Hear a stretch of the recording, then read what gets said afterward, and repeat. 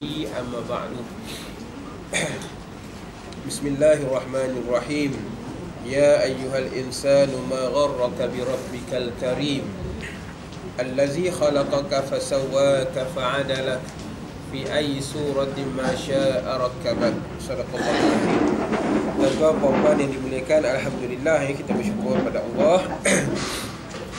Dengan kurnia Allah hari ini kita bertemu lagi dan kita pohon pada Allah ya, moga-moga ianya merupakan satu amal yang baik yang mendapat redha Allah.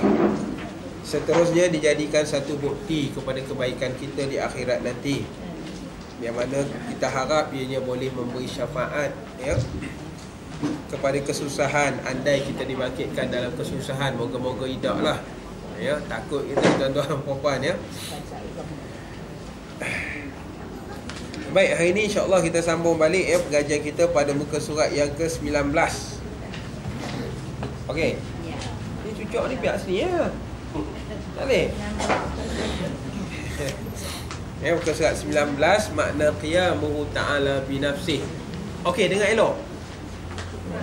Kurang.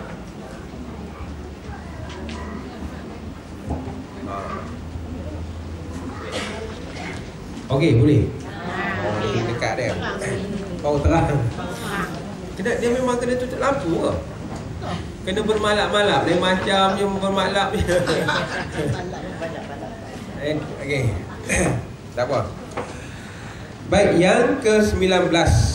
Yang ke-19. Ya, muka surat 19 ya, fi masailit tauhid, pada makna qiyamuhu ta'ala bi nafsihi. Nampak situ? Okey. Qiyamuhu ta'ala binafsihi ataupun binafsih. Kita dah apa dulu binafsih ya. Artinya berdiri Allah Ta'ala dengan sendiri. Maknanya ialah menafikan berkehendak Allah Ta'ala kepada zat dan kepada yang menjadikan dia. Lawannya berdirinya dengan yang lain, iaitu mustahil. Maka dalil akal bahawasanya jikalau berkehendak Allah Ta'ala kepada zat yang berdiri ia dengan dia, nescaya adalah ia sifat, maka tidaklah ia bersifat dengan sifat ma'ani dan maknawi. Demikian juga jika berkehendak ia kepada yang menjadikan dia, maka bukanlah ia qadim, padahal telah wajib qidam dan baqa bagi Allah Ta'ala. Dalil naqli ataupun dalil naqal, yakni daripada Quran ataupun hadis Nabi, firman Allah Subhanahu wa Ta'ala, ya ayyuhan nasu antumul fuqara, antumul fuqara'u ila Allah wallahu huwal ghaniyyul hamid. Artinya, wahai sekalian manusia, kamu itu papa. Papa ke papa? Ustaz kata papa, kami kata papa. Pape. Dia pape ya, asal gaya. Okey. Wahai sekalian manusia, kamu itu papa, berkehendak kepada Allah, dan Allah itu ialah yang kaya lagi terpuji. Intahal musannif wa nafa'na bi'ilmihi. Ya, baik tuan-tuan puan-puan yang dimuliakan oleh Allah ya. Ini cerita kita pada pagi ini membincangkan sifat yang kita letakkan ianya wajib bagi zat Allah, bagi tujuan meletakkan kemuliaan Allah hingga dia berhak menjadi Tuhan yang disembah secara akli. Secara akli ni maknanya tuan-tuan, secara kita berfikir, berbincang, kita meletakkan yang layak menjadi Tuhan mestilah ianya qiyamuhu binafsih. Setelah kita bincang dulu wujud, qidam, baqa, mukhalafah lil hawadis, kita letak syarat yang kelima. Sifat yang kelima, nak jadi Tuhan yang berhak disembah mestilah qiyamuhu binafsih. Kalau siapa-siapa dalam dewan ni yang qiyamuhu binafsih, dia adalah syarat layak jadi Tuhan. Kita cek tengok ada ke tak ada. Itu dia. Okey. So apa mana nak tahu kan ustaz, saya qiyam bi nafsihi. Kita cek tengok ya. Okey, apa maksud qiyamuhu bi nafsihi? Ya. Artinya berdiri Allah Ta'ala dengan sendiri. Berdiri ni bukan maksud berdiri pada yang kita faham, berdiri seorang lelaki dengan kakinya, tak. Berdiri ini maknanya wujud, adanya dia. Dia melakukan sesuatu, dia tidak mahu melakukan sesuatu dengan kehendak dirinya sendiri, bukan dengan kehendak yang lain daripadanya. Dan dia tidak bersandar. Bersandar ni maknanya memerlukan bantuan atau pertolongan dari yang lain untuk mengadakan sesuatu dan mentiadakan sesuatu. Maka zat ini zat yang maha agung, yang hebat daripada memerlukan sebarang bantuan dan pertolongan. Sebab itu kita sebut Allahus Samad. Allah tempat semua orang bergantung, maka dia tidak bergantung pada yang lain. Jadi sebab tu nak mohon, kena mohon pada Allah, kerana dialah Tuhan yang tak berharapkan pada sesiapa pun. Maknanya apa? Maknanya ialah menafikan berkehendak Allah Ta'ala kepada zat dan kepada yang menjadikan dia. Tu maksudnya. Maksudnya Allah ini dia tak perlu kepada satu perkara yang nak menyatakan ianya ada. Boleh faham tak boleh faham? Puan-puan nak tahu puan-puan ada ke tak ada, pertama kena letak apa?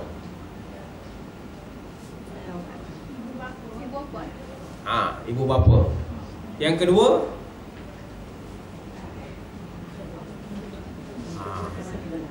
lama tak kena macam ni ya. Okey. Yang kedua, setiap kita ni walaupun namanya manusia, dibubuh nama yang lain-lain.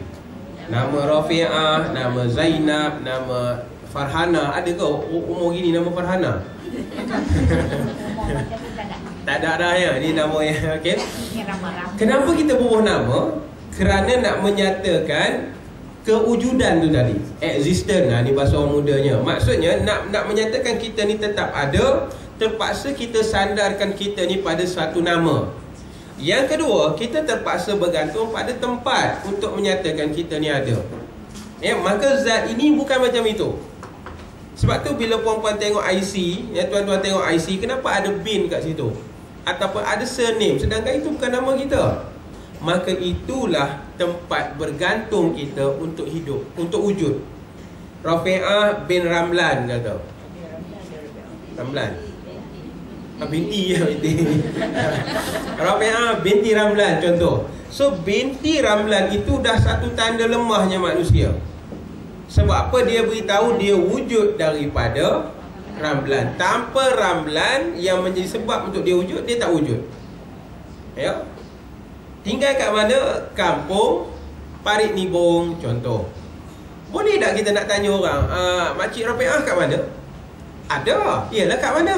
Ada. Kalau kita tak refer dia pada tempat, kita tak hubungkan dia pada satu-satu keadaan, kita tak boleh menyatakan ianya ada. Ada, aku nampak dia. Yalah, tang mana? Tang mana tu nak menyatakan manusia ni, kalau nak beritahu dia wujud, dia kena dihubungkan dengan sesuatu. Ya, kalau tak dihabak ada dalam kereta, okey dah, maknanya dia mesti bergantung pada sesuatu untuk menyatakan ianya ada. Ada kat mana Pok Hang? Pok Hang bahasa orang Melayu lah.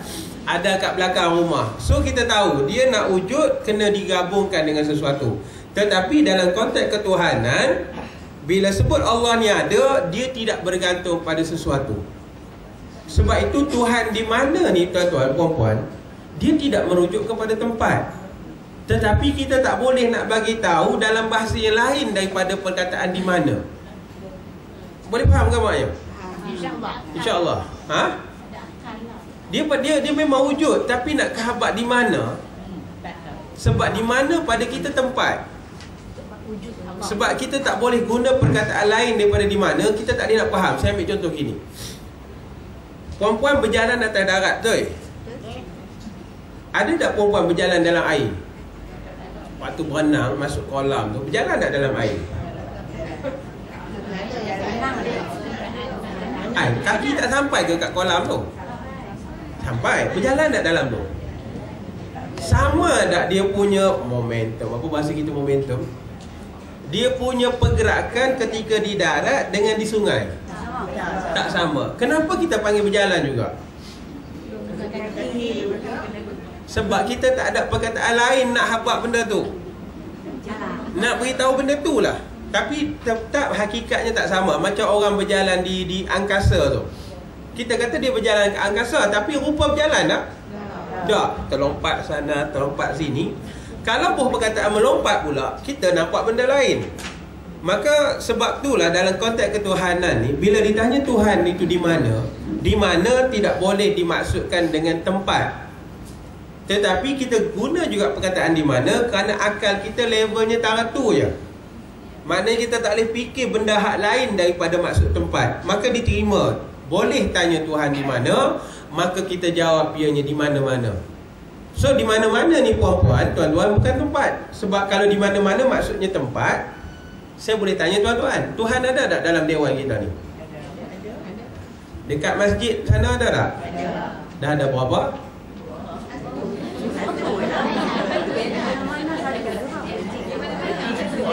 Okey, tak ada masalah. Kita masuk bilik ayah, ada tak Tuhan dalam tu?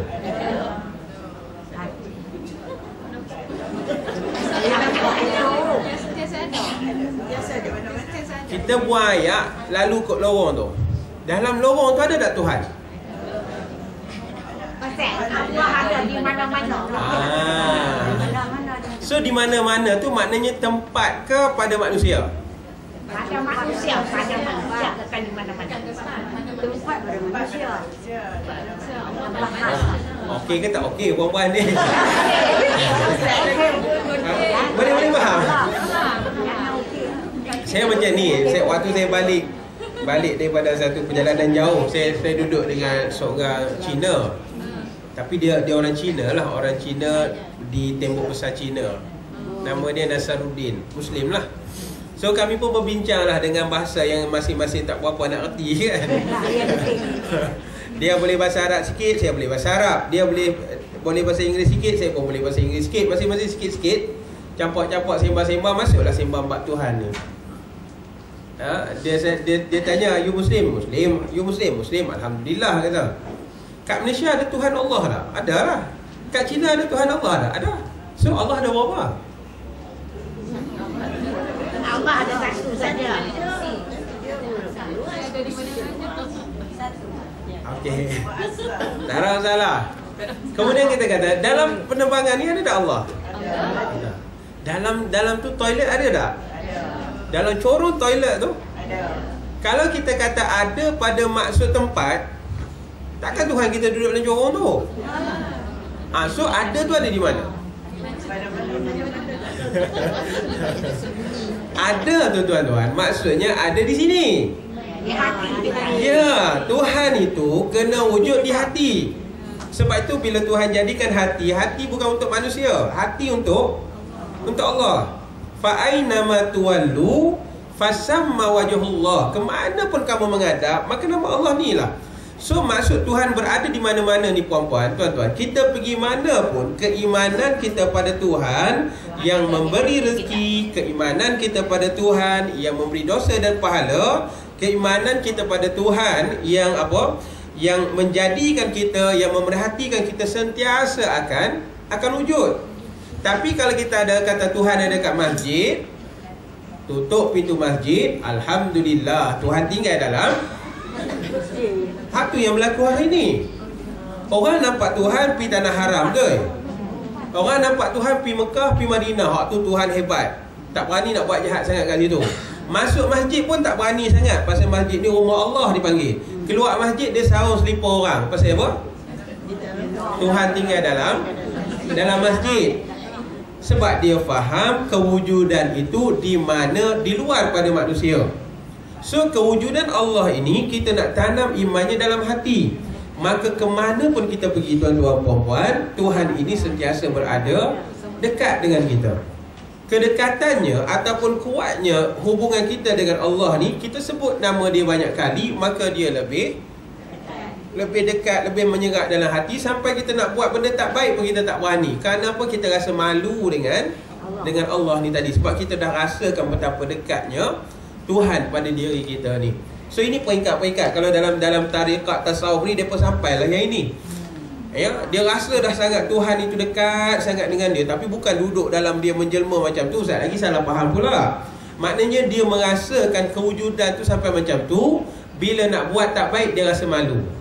Ada sebahagian nak buat tak baik, dia rasa takut. Ini 2-3 perkataan macam Rabi'atul Adawiyah. Ya, dia dengan Tuhan ini, kalau tuan-tuan puan-puan baca satu buku tentang dia, dia kata aku merasakan cinta aku pada Allah ini sangat tinggi, sampai aku malu nak melakukan perkara-perkara yang tidak baik demi kekasih aku ni. Dia tengok aku, segan pula aku, jatuhlah aku punya saham. Lebih kurang tu maksud dia. So dia dah merasakan bahawa Allah ni memang sentiasa bersama dia, memerhatikan dia, menyatakan, melihat pada dia. Perasaan ni lah yang nak kita wujudkan dalam hati kita. Tapi perasaan ni kadang-kadang okey, kadang-kadang tak okey betul. Kadang-kadang cantik punya kan. Sebelum subuh dah bangun tunggu.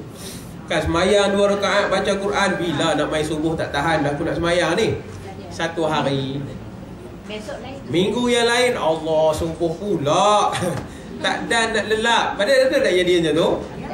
Ya, benda-benda ni berlaku kerana apa? Kita dalam konteks keimanan ini tadi, kadang-kadang dia berlaku dipanggil ada turun dan ada naik. Maka daripada sini ulama kata iman manusia biasa macam kita ni yazidun wa yanqus, kadang-kadang tinggi, kadang-kadang rendah. Kuatnya iman bila banyak amal-amal yang macam ni.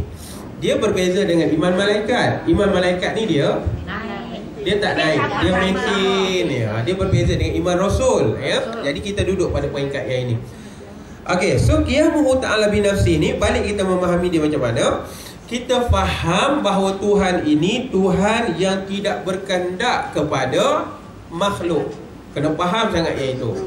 Jangan duk rasa kita hebat, jangan rasa sombong, sebab Tuhan ni dia tak nak pada kita pun. Dia jadikan kita lina beluakum ayyukum ahsanu amalaku je. Aku nak tengok aku jadikan ni nak jadi yang paling baik amal ke hak paling teruk. Dua tu je. Dan amal kita ni tuan-tuan, dia tak ada kena-mengena pun dengan kebesaran Tuhan. Jangan rasa aku semayang hari ni Tuhan jadi hebat. Dah. Kalau tak berjaya tuan-tuan, pakat tak semayang belakang lepas ni? Ada terganggu ke kepada kemuliaan Tuhan, keagungan jenda? Langsung tak. Sebab tu bila kita buat usalli fardhu zuhri 4 rakaatin adaan lillahi ta'ala kat situ, lam kat situ tuan-tuan, lit-ta'ah namanya. Ya, lam ta'lil, lam sebab kita menyatakan untuk taat pada Allah, bukan kerana Allah minta benda tu. Ya, aku buat semata-mata ni sebab Tuhan perintah, ya, tetapi kita menerima perintah atas nama taat. Dia beza tuan-tuan. Kalau saya mari sini, puan-puan semua balik, apa jadi pada saya? Main seremban kan? Ataupun puan-puan dah mari macam ni, saya tak mari, apa jadi? Sembang, gosip pula kan. Ustaz ni apa pelahainya pula kan. Semalam aku nampak okey je, hari ni tak okey pula kan. Macam-macam berlaku kerana apa? Kita sifatnya memerlukan antara satu dengan yang lain. Tapi Tuhan bukan dalam konteks yang ini, jauh daripada apa yang kita fikirkan. So sebab itu bila kita dah buat haji tiap-tiap tahun kan, buat umrah tiap-tiap bulan kan, semayang tak berhenti-berhenti, buat masjid sebelah rumah, katalah begitu, jangan rasa aku orang yang paling hebat depan Tuhan. Tak.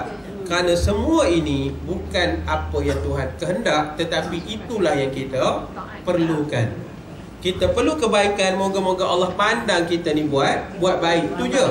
Kalau Tuhan tak pandang pun jangan duk rasa apa, sebab dia memang Tuhan yang berhak untuk melihat sesuatu dengan kuasa dia. Al-Jabbar maknanya kat situ. Sebab tu puan-puan perasan Allah jadikan makhluk yang paling jahat. Apa dia? Syaitan. Syaitan boleh kata apa dah? Tidak. Anda jadikan aku paling jahat, tempat gitu. Allah jadikan makhluk yang paling taat, malaikat. Dan Allah jadikan antara syaitan dan malaikat ni manusia.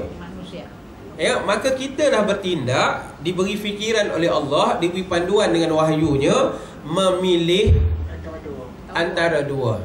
Ya, inna hadainahu sabila imma syakira wa imma kafura. Ya, kami tunjuk pada kamu ni jalan syaitan, ni jalan malaikat. Pilih. Ya, jadi ada orang kadang-kadang dia nak masuk syurga tapi dia pilih jalan syaitan kan. Sebab tu kata Omar, syurga bukan dengan tamanna, dia kata. Syurga bukan dengan angan-angan, tapi syurga dengan usaha yang baik, supaya Tuhan tengok aku ni berusaha nak jadi ahli syurga, maka dengan rahmat dia ambillah tempatmu dalam syurga. Ni memahami maksud ni tadi tuan-tuan. So balik kat sini. So Tuhan dalam konteks yang ini, zat dia tidak berkehendakkan kepada makhluk untuk menyatakan dia ada. Dia tak perlu. Ya, dan dia juga tak perlu kepada yang menjadikan dia. Ni kita dah jelaskan banyak kali dah. Ya. Allah tak perlukan kepada sesiapa untuk menjadikan dia. Beza dengan kita dah bincang bulan sudah, jirim, jisim dan arad yang saling memerlukan antara satu sama lain. Di situlah kita. Maka jirim ini juga perlu kepada Tuhan untuk menjadikan ianya hidup. Jisim ini selain daripada perlu pada jirim, tuan-tuan saya laju ni ingat ke tak ingat? Dia main setahun sebulan sekali ni kan, beku dah kat belah ni kan. Okey. Ingat lagi jirim jisim ni? Okey. So jirim ni yang paling halus tu memerlukan pada Allah untuk dia hidup. Jirim ini nak memperlihatkan dirinya, dia perlu membentuk jisim. Jisim ini juga bergantung pada jirim dan bergantung pada Allah ni tadi.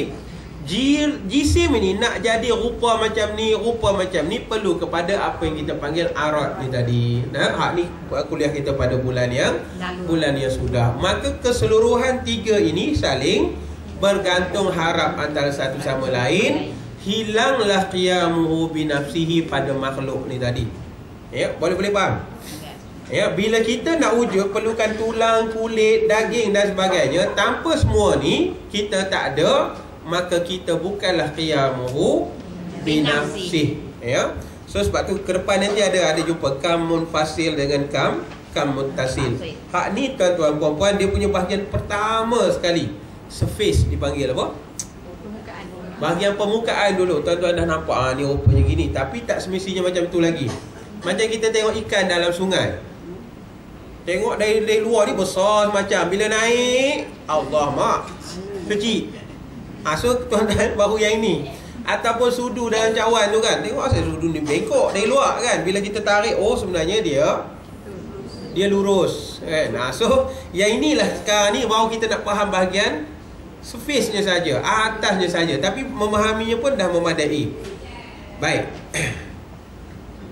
Lawannya berdiri dengan yang lain. Maknanya lawan qiyamuhu binafsih ialah berdirinya dengan yang lain. Siapa yang berdiri dengan yang lain? Kita lah. Kita berdiri dengan sebab ada mak ayah, kita wujud dengan sebab ada adik-beradik, kita ada dengan sebab ada tempat. Kalau tak ada semua ni, tak ada lah kita. Sebab itu pagi Jumaat semalam, ingat ayat yang kita sering baca. Hal ata 'alal insan hinum minad dahri lam yakun syai'an mal'ura. Tidakkah manusia itu ingat, diberitahu satu masa dulu dia langsung tak pernah disebut, sama ada dalam konteks kewujudan ataupun dalam konteks makhluk ni, langsung tak disebut. Dan Allah menjadikan kita yang paling akhir, bukan yang paling awal. Maksudnya dalam semua ciptaan Allah ni, bumi, bulan, bintang, matahari, planet-planet dan sebagainya, haiwan-haiwan tu, semua ni dah ada. Ya, semua ni dah okey dah wujud dah. Kita tak ada lagi. Barulah Allah kata apa? Wa iz qala rabbuka lil malaikati inni ja'ilun fil ardi khalifah. Semua ni dah ada, baru Allah kata aku nak letak kat muka bumi ni khalifah. Malaikat kata apa? Qalu ataj'alu fiha may yufsidu fiha. Tuhan, ini bahasa kita je lah. Takkan kau nak jadikan di muka bumi ni orang yang melakukan kerosakan, wa yasfikud dima, dan jenis apa? Jenis yang menumpahkan darah. Kerana waktu itu Adam baru dijadikan. Malaikat nampak spesies macam ini tak boleh jadi ni. Ini bahasa saya pun nak bagi faham je. Sebab gini, bila Allah kata aku nak jadikan khalifah, dah terjadi dah Adam ni. Maka malaikat tengok, ini dah macam ada kat bumi dulu. Maknanya malaikat dah tengok dah spesies rupa ni. Yang jenis macam ini memang tak boleh duduk diam. Minta maaf orang jenis tak boleh duduk diam kan. Jenis macam ni malaikat dah saksikan mereka ni bergaduh merosakkan apa alam ni tadi. Tuhan kata inni a'lamu ma la ta'lamun. Aku lebih tahu daripada kamu. Sebab apa tuan-tuan? Sebahagian daripada ahli sejarah kata apa? Sebelum manusia dijadikan begini, dah ada satu makhluk yang Allah jadikan lebih kurang rupa manusia. Ya, itu dipanggil dalam bahasanya humanitas. Ada juga dikatakan dengan namanya Bashar. Bukan Hak Nur, bukan Al-Asad. Bashar maknanya nama makhluk yang lebih kurang ni, yang perangainya lagi tak senonoh daripada kita, tapi tidak memiliki akal macam mana kita. Maknanya spesies haiwan lah. Tak adalah rupa berbaju handsome macam kita ni, tak. Tapi dia lebih kurang macam ni. So dia kumpulan haiwan ni juga. Jadi malaikat kata yang ini dengan yang ini lebih kurangnya ni, takut perangainya sama. So that's why dia apa? Dia apa? Dia tanya Tuhan. Sebab tu dalam satu buku karangan siapa saya tak ingat, Even an Angel Asks, dia kata hinggakan malaikat pun bertanya tentang manusia yang Tuhan nak jadikan ni. Rupa-rupanya bila Allah jadikan Adam alaihissalam ini, apa berlaku? Allah kurniakan padanya akal. Wa 'allama Adamal asma'a kullaha. Maka Allah tanya, ajar Adam ini nama semua yang ada di muka bumi dan fungsinya. Hak ni tuan-tuan kena ambil perhatian, dia besar kat sini. Jauh sikit dari sini, Kalau kita tengok dalam maksud wa 'allama Adamal asma'a kullaha, dan kami ajar Adam ini nama semua yang ada di muka bumi ni. Nama ni tuan-tuan dalam maksud fungsi. Maknanya tahu haiwan ini apa gunanya, pokok ni apa gunanya, yang ni apa gunanya. Dia ajar Nabi Adam macam tu.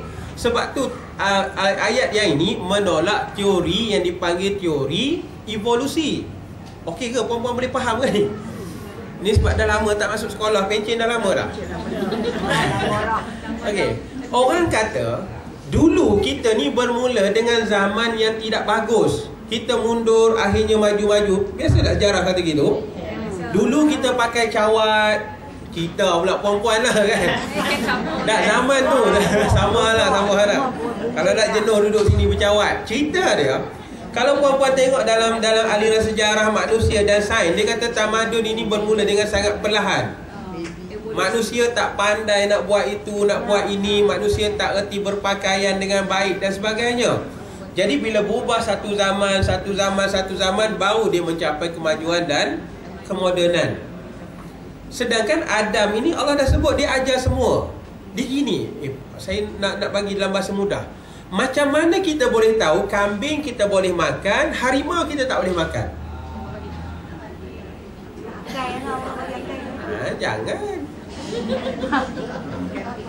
Perempuan hari ni tahu kambing boleh buat kari, harimau kena lari, betul? Sebab apa? Orang dulu ajar kita. Mak ayah kita kata, hang nampak kambing tangkap, nampak harimau lari. Kita diajar. Saya nak pergi kepada yang asilnya, yang paling awalnya. Macam mana ilmu ni dapat? Ya ni dikata wa 'allama Adamal asma'a kullaha. Allah ajar semua pada Adam ni. Tapi ni saya nak beritahunya maklumat ilmu pelajaran yang disampaikan pada sekolah. Dia kata manusia melalui proses eksperimen, dia kata. Maknanya ada seorang pergi kejar rimau nak buat kari, tiba-tiba rimau karikan dia. Boleh faham? Ya. Boleh. Maka dia dah dapat satu ilmu, rimau tak boleh buat kari. Ada satu orang yang lain, dia tangkap kambing, peluk-peluk boleh buat kari. So baru ilmu tentang kambing boleh buat kari, limau lah apa? Rimau lari ni diperoleh. Tuan-tuan nampak? Ini dua sisi ilmu ni. Kalau kita ambil Quran, kita ada satu asas yang sangat meyakinkan. Tapi kalau kita terus berteraskan ilmu apa required ni, ilmu yang dilihat berdasarkan kepada perkembangan manusia, dia tak ada maksud yang benar. Seolah-olah dah berapa orang terkorban hanya nak boleh bagi tahu kita apa yang boleh dimakan dan tak boleh dimakan. Ya, jadi kita kadang-kadang tertipu dengan bentuk ilmu yang macam ini. Sedangkan awal surah Baqarah tu Quran kata apa? Wa 'allama Adamal asma'a kullaha. Sebab itu Habil tu bela kambing, dia tak bela singa. Tak, dia tak bela gajah. Kalau gajah lagilah lagi besar, lagi untung. Kerana dia memang diajar haiwan jenis inilah. So sebab tu lam yakun minad apa? Lam yakun syai'an mazkura ni nak beritahu kita ni yilek. Apa putinala tara apa langsung illa bi'ilmillah, melainkan bila Tuhan ni ajar barulah kita ni ada ilmu. Itu pun sombong nak mampus ya. Itu bab ya kan. Ya, baru tahu gitu-gitu je. Jadi balik kat sini ceritanya, kita ini tidak berdiri dengan sendiri, kita berdiri dengan yang lain-lainnya. Hatta dalam bab makan pun kita terpaksa bergantung pada ajaran orang yang terdahulu daripada kita. Tanpa orang terdahulu kita mati. Katalah apa guna orang dulu menyusahkan aku? Dah. Ada bahagian yang kita kena bersyukur pasal orang dulu. Kalau kata mak kita tak ajar kita masak nasi, perempuan boleh makan apa lah ni? Kita akan mulakan balik. Tak boleh. Sebab tu Syed Nakib ni dia kata, yang dulu itu hidup, yang hari ini mati. Ini bahasa dia lah kan. Sejarah itu hidup, yang akan datang ini mati. Tanpa yang hidup, takkan hidup yang hari ini. Maknanya puan-puan, kita hari ini tak hidup tanpa orang yang dahulu, yang menurunkan kepelbagaian maksud hidup ni pada kita sampai kita boleh rupa gini. So yang paling awalnya datang daripada mana? Adam ni tadi. Dan Adam ni diajar oleh siapa? Inilah Tuhan Ar-Rahmanu ala arsyistawa. Betapa dia pemurahnya dalam hidup dia, betapa pengasihnya. Hatta nak bagi hidup pun diajak satu-satu ni. Ni rimau, ni padi, ni apa? Petai, contohlah. Nak bagi tahunya dia sampai begitu sekali ya. Jadi sebab tu tuan-tuan puan-puan, tak ada sebab orang hari ini nak berlaku sombong. Sebab dia memang tak ada apa pun dalam hidup dia. Okey. Dalil akal. Macam mana kita nak berdalil akal? Tuhan ini qiyamuhu binafsih. Jikalau berkehendak Allah Ta'ala kepada zat yang berdiri ia dengan dia, maknanya kalau Tuhan ni berkehendak kepada suatu yang lain untuk menyatakan dianya ada, ya, nescaya adalah ia sifat. Ya, nak faham tak apa, tak kita bagi faham. Maka tidaklah ia bersifat dengan sifat ma'ani dan tidak ia bersifat dengan maknawi, ya. Demikian juga jika ia berkehendak kepada yang menjadikan dia, maka bukanlah ianya qadim. Okey. Baik. Tak faham? Tahu dah. Yang ini dia buat apa-apa ke? Dia memang bagi gambar besar je kan? Kalau nak rakam, ambil gambar Mak Haji lah. Okey, saya pergi sini ya.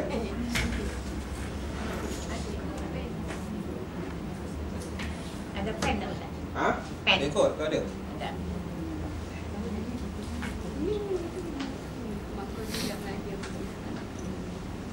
Okey. Itu dalil akalnya. Dengar. Makcik belakang dengar. Oh ya, angkat tangan tu steady tu. Baik, kalau dia kata apa? Kalau apa? Allah ini tidak qiyamu binafsih, dia akan jadi sifat. Faham? So dia bukan lagi zat. Yang ini agak complicated. Saya cuba nak bagi faham je. Kalau tak faham pun bukan satu isu yang besar. Kita andaikan saja, jangan bawa keluar. Ini andai, zat ni gini. Ini zat. Sifat ialah amrun qaid ala zat, perkara yang masuk pada zat. Asalnya zat ni kosong, tetapi masuk satu sifat dinamakan qidam. Masuk sifat pada zat ni namanya baqa. Masuk sifat namanya basar. Masuk sifat namanya sama. Masuk sifat namanya semua itulah, hayat dan sebagainya. Maka barulah zat ini dilihat ada fungsi-fungsinya. Kalau tak, zat ni kosong. Maksudnya bukan kosong tu tak hidup, tetapi yang sifat ni dia bergantung pada zat ini untuk menyatakan dia ada. Payah nak faham juga. Zat ini tidak boleh melihat tanpa sifat melihat. Maka zat ini melihat dengan sifat. Ini faham dari sudut aliran Ahlus Sunnah wal Jamaah dalam teori Al-Asy'ariyah. Ada yang lain kata tak, dalam zat ini dah ada sifat semuanya, bukan perkara yang dimasukkan. Jadi sebab tu saya kata agak sedikit payah untuk memahami yang ini. Tapi bukan satu isu yang besar. Saya ambil contoh lain. Puan Zainab. Ada nama Puan Zainab? Ada ya? Puan Zainab melihat dengan apa? Mata. Dengan mata. Maka mata ini ialah perkara yang ditempelkan pada Puan Zainab. Maka dengan mata jadilah Zainab seorang yang melihat. Itulah umpama yang ini tadi. Umpama tapi bukan dia. Saya nak bagi puan-puan, tuan-tuan faham sahaja. Tapi bukan ini hakikat yang nak kita terima. Takut-takut tanpa contoh tak boleh faham. So saya bagi contoh ni puan-puan. Contoh sekadar faham. Tapi bukan hakikat yang ini. Sat lagi ada juga kata Allah ni macam Zainab. Kan? Kan? Sifat mendengar dia bila dibubuh telinga. Maka dalam kepala kita Tuhan ni bertelinga pula. Keras lah. Yang ni puan-puan saya hanya nak bagi boleh faham zat dan sifat ni tadi dalam kerangka pemikiran Al-Asy'ari. Dia nak bagi kita faham sampai macam tu. Okey, sebahagian ulama kata dah, sifat-sifat ni dah memang ada dalam zat. So zat ialah sifat, sifat ialah zat. Sebahagian yang lain. Tapi kerana kita ikut metodologi Al-Asy'ari, saya bawa puan-puan tuan-tuan faham mengikut cara yang ini. Ya, kalau tak boleh faham pun taklah salah, taklah sampai berdosa. Yang penting kita i'tiqad Tuhan itu Tuhan yang mendengar. Macam mana dia mendengar, itu Allah punya hal. Ini menurut Salafi kata macam itu. Okey, boleh faham? Dia perbincangan ni agak sikit tinggi. Sebab dalam yang ini kita ada 3 kumpulan. Ini masuk kuliah gila ni puan-puan. Yang kami bergaduh dengan Dr. KK macam ni lah. Tak apa, saya bawa hari ni je. Kita ada satu kumpulan namanya Mu'tazilah. Ingat lagi? Satu kumpulan namanya Jabariyah. Jabariyah tak nak pakai. Ahli Sunnah. Ahli Sunnah. Kita ada satu kumpulan namanya Salafiyah. Ini sikit je. Mu'tazilah kata apa? Saya ambil contoh gini. Dia kata zat inilah zat yang melihat. Zat inilah saya contoh macam ni okey ke? Okey. Okey, boleh faham lah kan? Ke lantak ping kau lah, saya aku boleh dengar sudah. Zat inilah yang mendengar.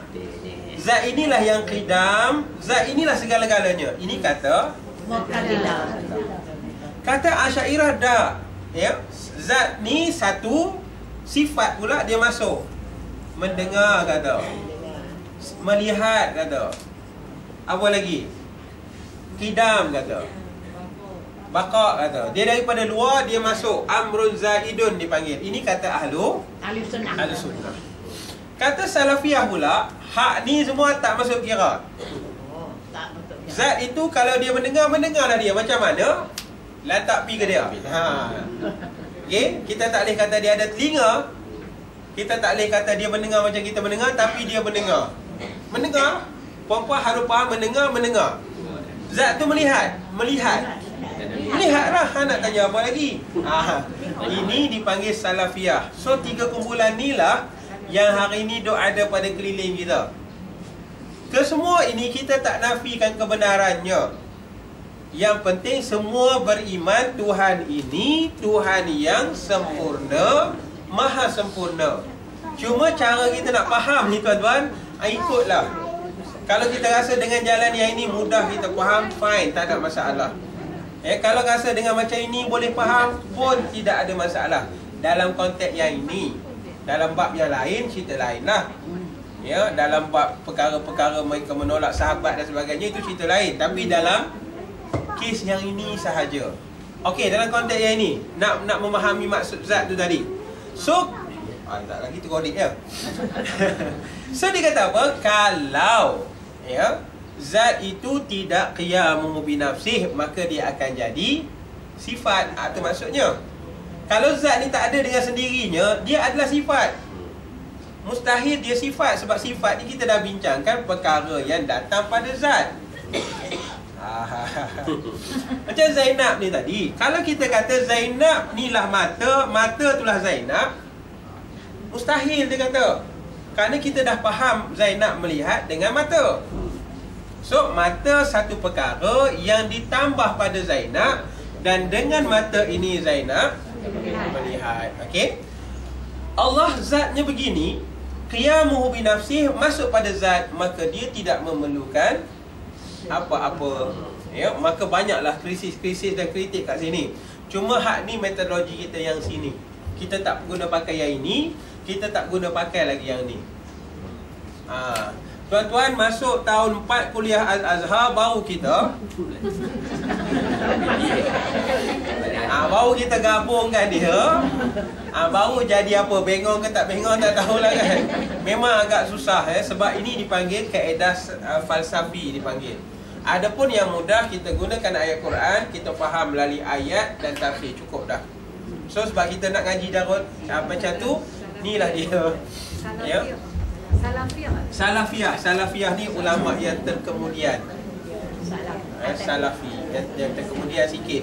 Dia malas nak perangai macam ni, dia malas nak perangai macam ni. Dia nak ambil mudah. Okey. Saya ambil contoh gini. Yang ni okey, dengar belakang. Depan boleh dengar. Okey. Saya ambil contoh gini. Zainab dah lama sangat kena je kan. Jadi makcik lain pula. Makcik Roqiyah. Ambil bapak pula. Mak saja ya. Roqiyah ni perempuan. Kalau lelakinya Rock. Okey. Ni makcik Roqiyah contoh. Hari Selasa sihat. Hari Rabu demam. Hari Khamis kebah. Okey, Khamis. Hari Jumaat luka tangan, tak mati lagi. Ini perbincangannya. Sebab saya tak tahu sampai ke tak, tapi kita cuba. Sekarang tuan-tuan, sihat, kebah, demam, luka ni, Tuhan tahu ke tak tahu? Tahu. Kita tahu tak tahu? Tak tahu. Kenapa kita tak tahu? Jadi tahu. Suami dia tahu tak?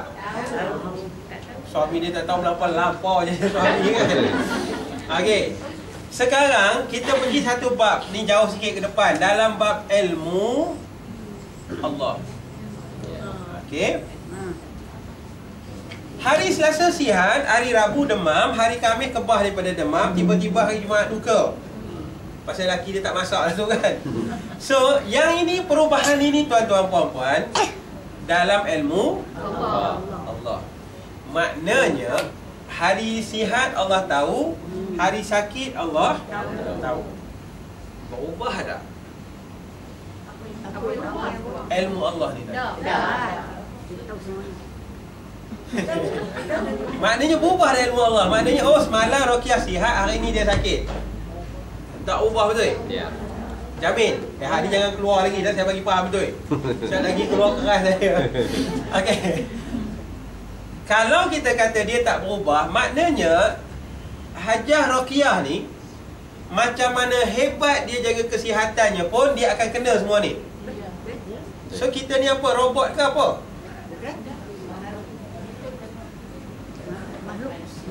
Ayolah. Maknanya kita tak boleh elak demam, tak boleh elak kebah, tak boleh elak luka. Betul? Maknanya dah memang hang buat apa?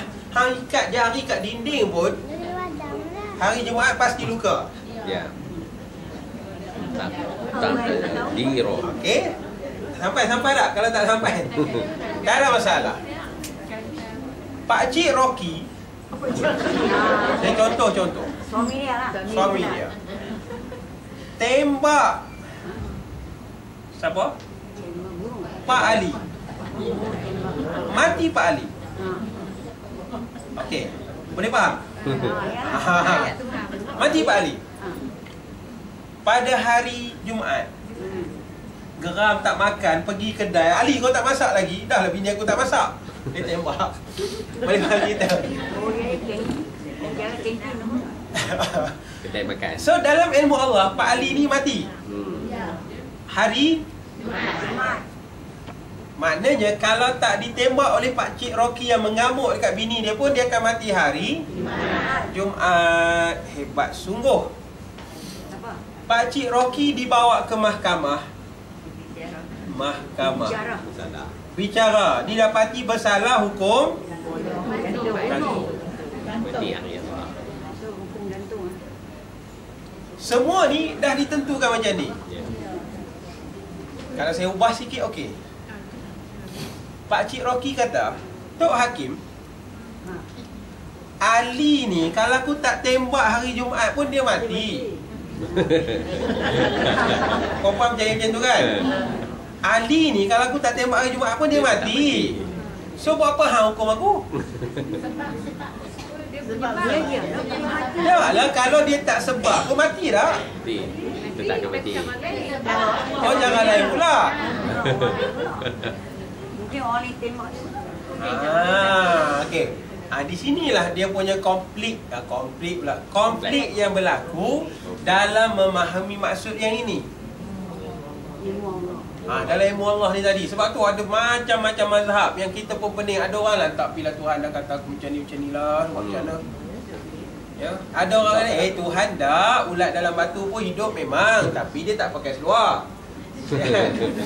Okey, so kat sini puan-puan, dalam konteks yang ni dia besar sangat. Ilmu Allah ini bukan maksudnya yang ini. Dia dah maksudkan begini. Tengok dalam Akidah Al-Sunnah Wal Jamaah bahagian akhir dibincangkan begitu ya. Contoh ni. Dia bagi satu takdir. Tuan-tuan ada okey ke ni? Ni makin banyak ni. Okey.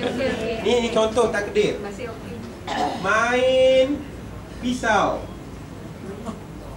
tembak orang, lompat bangunan.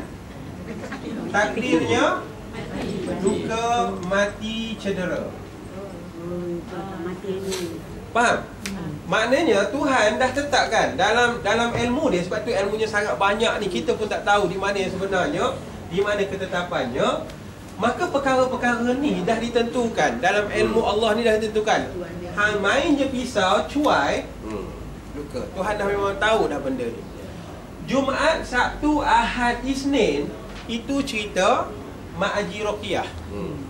Tuhan dia tak terikat dengan Jumaat, Sabtu, Ahad, Isnin, Selasa, Rabu. Kalau dia terikat, umur makcik berapa? 62. Berapa kali dah merasai Jumaat, Sabtu, Ahad ni? 62 tahun. Oleh kerana banyaknya mengulang Jumaat, Sabtu, Ahad, jadilah 62. Makcik berapa kali dah? Lagi banyak lah, malu dah sebut. Okay. So kalau kita kata Tuhan pun kena hari Khamis, hari Selasa, hari ini, maknanya dia yang paling tua. Faham? So masa tak terikat dengan Allah, tak. Dia tak terikat langsung. Sebab tu dia yang jadikan masa, dia yang menjadikan bulan, bintang dan matahari, lita'lamu adada sini nawal hisab. Dia nak bagi kamu mudah kira bilangan hari, bulan dan tahun. Kalau Tuhan tak jadikan perjalanan siang dan malam, tahu kau umur 62 sekarang? Tak tahu kan. Saya nak mari mengajak hari apa pun tak tahu. Ya. Kerana dia nak bagi mudah kita. So dia tak terlibat dengan yang itu. Jadi balik dalam ilmu Allah ni, kita gariskan dia macam ini. Maknanya banyak sangat tu. Sebab tu dia kata ilmu Tuhan ni sangat banyak. Lompat bangunan tinggi tanpa sebarang alat keselamatan, takdirnya cedera atau mati. Okey. Terima pinangan penagih dadah, takdirnya dapat suami doktor. Faham? Faham. Dia tak boleh nak salahkan takdir. Kes ni dah banyak kes saya sebut. Seorang ibu muda datang jumpa saya. Waktu saya muda juga kan. Bawa anak 2. Apa halnya? Ni cik dengan puan. Puan, saya nak minta pasah. Pasal apa nak minta pasah pula? Anak dah 2. Susah dah nak cakap. Cakap lah, kau dah datang sini, cakap lah kan. Dia kata suami saya habis kereta benda saya, gelang semua kena jual dah. Tinggal rumah je tak larat nak jual pasal nama dia. Apa hal suami? Suami saya doktor. Bagus sungguh lah doktor kan.